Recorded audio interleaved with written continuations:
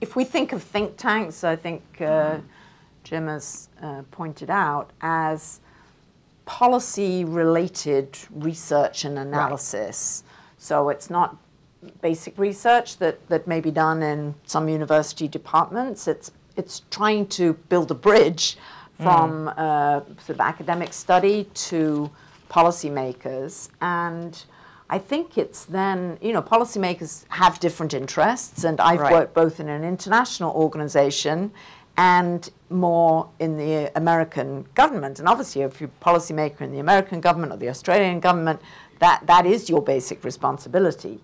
But you look to the think tanks, and the think tanks, I think, feel a responsibility, the good ones, to really try to build on evidence and facts and reason and debate and openness, and on putting forward ideas that can be useful in policy making.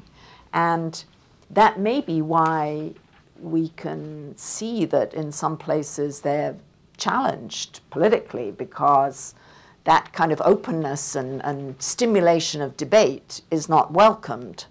And I think that's a very important element of the think tank culture that we also should note. It's not just about presenting facts and evidence, it's also about providing a forum for expert debate and for knowledge dissemination.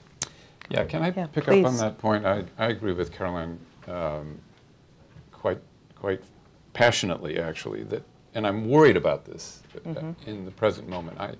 I do think that that some American think tanks are now, because of the political moment that we're in, kind of feeling like they need to go to their corners, as opposed to coming, you know, together in the middle. And I think we want this competition of ideas, and we want this debate. We want it based on rigorous analysis and on data and evidence, but then we want the ideas to come up against each other and be tested in the public sphere, and that's the way you get to better ideas and to solutions. And I worry now that because of the kind of political climate that we're living through, that people are, you know, even in the think tank community, people are kind of feeling that